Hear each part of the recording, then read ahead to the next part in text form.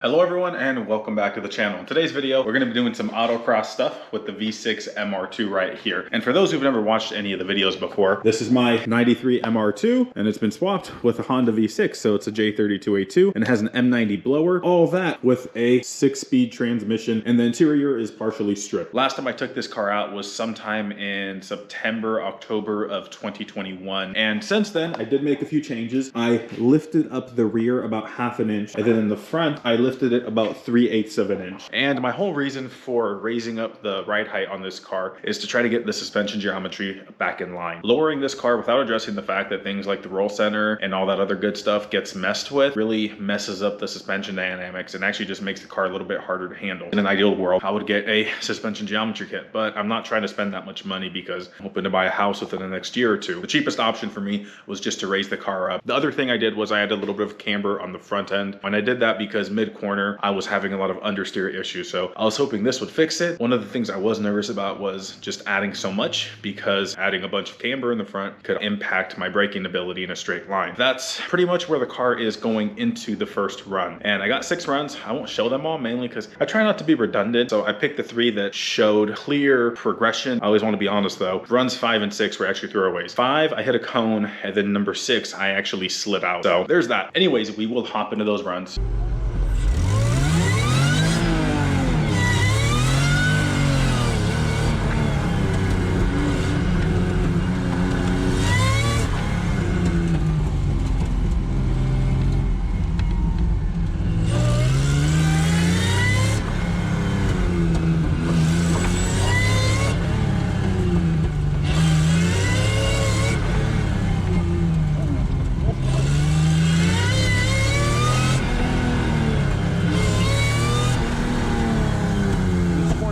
Because there's a bunch of fluid on the ground.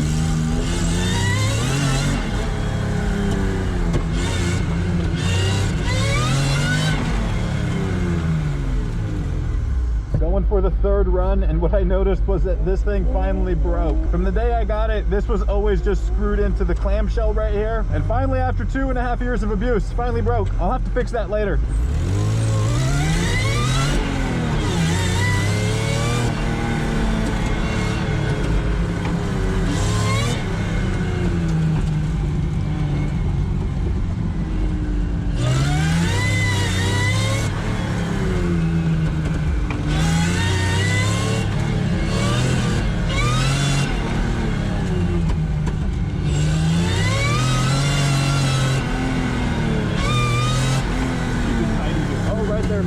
Everywhere.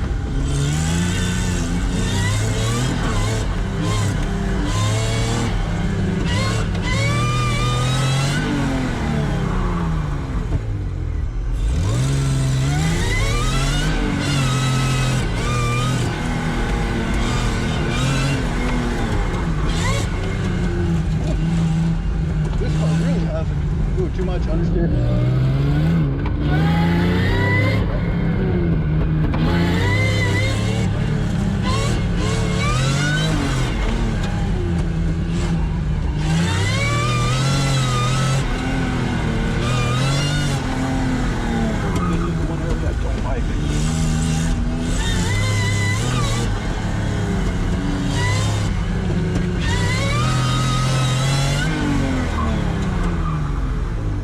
I'm just gonna start throwing my thoughts out about how the car handled in no particular order. First thing we're gonna talk about is just the grip. So between like raising the car up, removing the rear sway bar, messing with the dampening adjustments and stuff like that, the car has the most grip that it's ever had before. But I'm still fighting for traction. Off the line on that first run, I was lighting them up. So in the following runs, I couldn't, launch hard. On the corner exits, I really had to be very careful. Otherwise, I was just lighting up the tires, but it was actually a weird sensation because I could feel the LSD locking up. So both wheels were spinning spinning, and then it would go to one wheeling peeling. So I got some issues there. And I know realistically, you know, the transmission would need some work done to it. I'm not really in the position to do that right now, so I'm just gonna have to deal with it in the meantime. For the front grip, it was actually loads better, and it wasn't until that later runs I was really starting to find the limits, which was really nice because it was higher than I anticipated. One of the other things I was happy about with this car is actually how it handled the bumps. Before, if I hit a bump, the back end would want to come around really quick, but not anymore. And this course was super bumpy, especially on the crossover. And then the other area that was really bad was that last turnaround, so the third corner. There is another big highlight, and that's actually the braking. So one of the issues I've been running into was under heavy braking, the rears were locking up and sending the back end swinging around. I think this is happening because we raised up the front. Now under heavy braking, the rear still locks up, but it takes significantly more,